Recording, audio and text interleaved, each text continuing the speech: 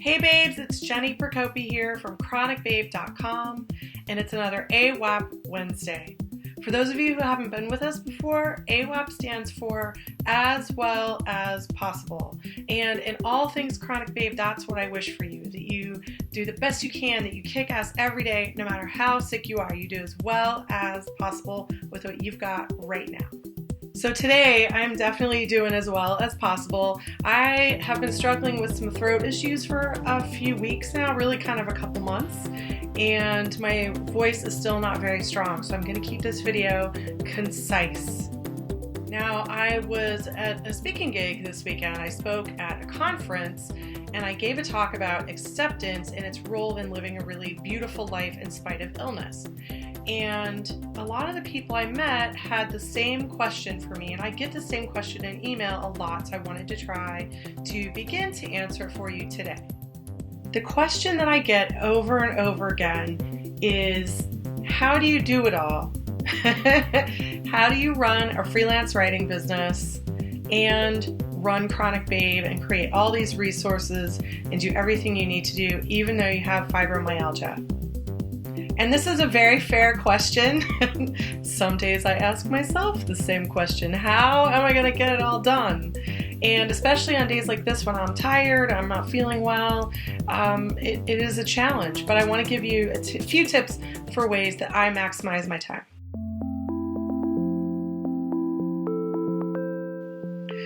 The first thing that you should know is that I am just simply deeply committed to getting shit done, okay? So I have lived for many years by myself and support myself, and I don't really have a choice. So I have researched best practices in my business and found all kinds of shortcuts. And so it's hard to say specifically for you, whatever your work situation is or your income situation, or maybe you own your own business.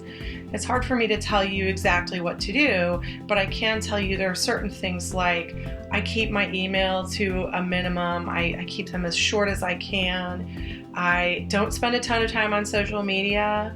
I'm very careful about my time. I'm just very dedicated and focused throughout my day to make sure I'm making the best use of my time.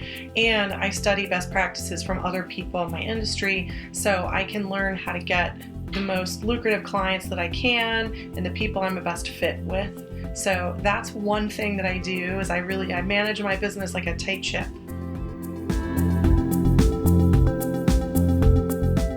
The second thing I do that helps me get everything done is some days I give up on certain things. So like today, I'm wearing a t-shirt and sweatpants. I haven't put on any makeup. I didn't wash my hair today. It's just in a ponytail. I had a lot of stuff to do this morning and make this video and create a bunch of other resources and meet a client deadline. And I wasn't really out and about too much where people could see me. So man, I'm just going to be honest with you right now. This is how it is when I don't have makeup and hair and a snazzy outfit. And you know what? Sometimes you make those sacrifices, those little things. It doesn't have to be how you look. It could be whatever in your life. Maybe you don't make your bed that day, although I always make my bed. You know, everybody's going to have their own way that they save time and energy and little things that they cut back throughout their day. So maybe you buy pre-cut vegetables at the grocery store instead of cutting them all for the salad. Or, I don't know, maybe you nuke a frozen meal for dinner instead of making a big dinner. There's all kinds of little shortcuts that you can do in your day. And for me, I've really studied up on that, and I keep a mental list and sometimes a physical list on paper to help me remember how to make the most of my time.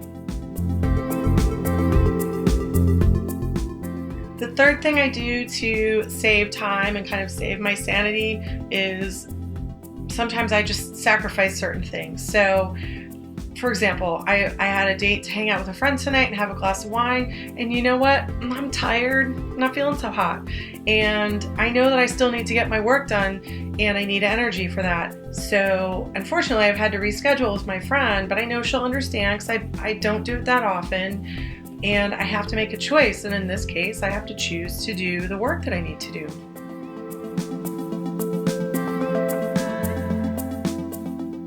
The fourth thing that I do that helps me get all this stuff done is I have a kick-ass support team. I've got fantastic friends who really get me. I've built relationships with them over the years. So for example, my friend who I had to reschedule with, I know she's not gonna be pissed. She might be disappointed. I mean, I am, but I've got a wonderful boyfriend who's very supportive and very helpful. I've got great clients. I'm very choosy about who I work with. And so if, for example, I needed to delay a project by a day or something, either I've got a cushion built into my schedule that I don't even tell them about, that's for just in case. So if I have to delay, they don't even know. Or if I really do have to delay a deadline, we've got that kind of relationship that they're going to understand. And that's because I'm very upfront with my situation. People who can't take it, I just don't work with them. You know, there are those who would say that they're afraid that they're afraid to tell people up front about their health situation because they think people won't want to work with them or won't want to hang out with them.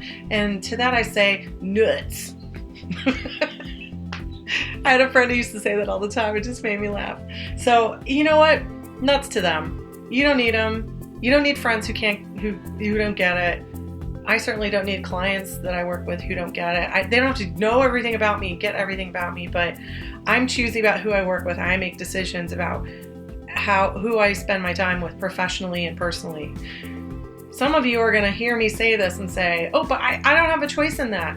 And I'm here to tell you that you do. Whether you work full-time at a place or you work part-time at a place or you're a freelancer or some kind of independent contractor, you have a choice all the time about who you want to work with.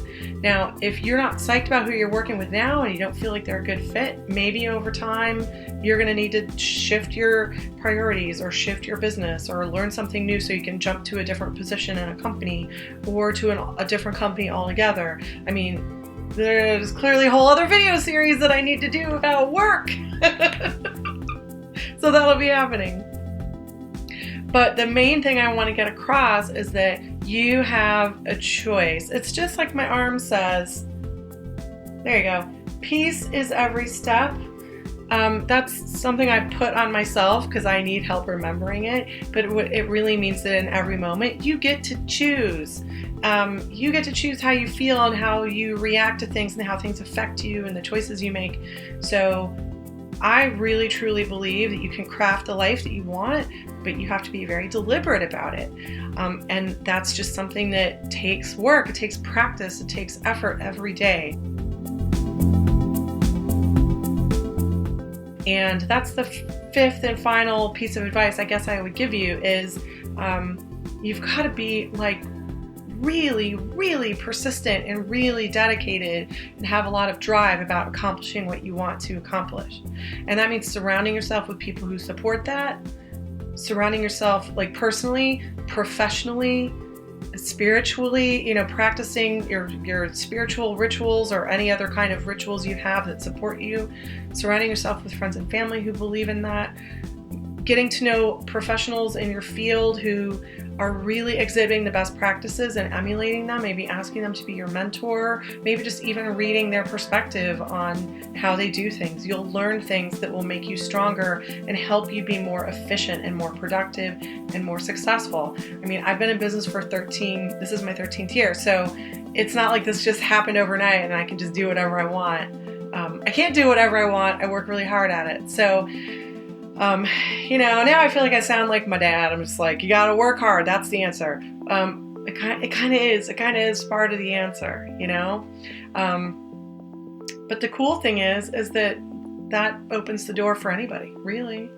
Okay, babes, well, thanks for being patient with me today while my voice is scratchy and I got no makeup on. I hope that this has been helpful to you. I would love to hear what you have to say. How do you get a ton of stuff done in your days and weeks and months and years as a chronic babe? So if you want to join the conversation, hop in the comments below if you're at chronicbabe.com. If you're not, if you're on YouTube or somewhere else, hop on over to chronicbabe.com and join the conversation. If you like this video, please like it on Facebook or YouTube or wherever you are on social media and share it with your friends. You know, you never know who's going to benefit from something like this. So please share it across all your social media networks and maybe you can help somebody. Last but not least, I would love to remind you that we have an amazing free newsletter that goes out every week, full of tips and resources, and I notify you about every video that I put out. And I've got a bunch of cool stuff coming up. I've got more months of the ChronicBabe Secret Club, which has been a terrific program so far. I've got a book coming out later this year, and I'm going to do some giveaways around that and some interviews with experts and stuff. So don't miss out. Subscribe today at chronicbabe.com for the free newsletter. Okay, babes, that's it for this week. I hope you have a terrifically kick-ass week. And until we meet again, be AWAP. Mwah. Beep. The third thing that I do is that sometimes certain things... People are sawing outside my front door. I don't know what's happening.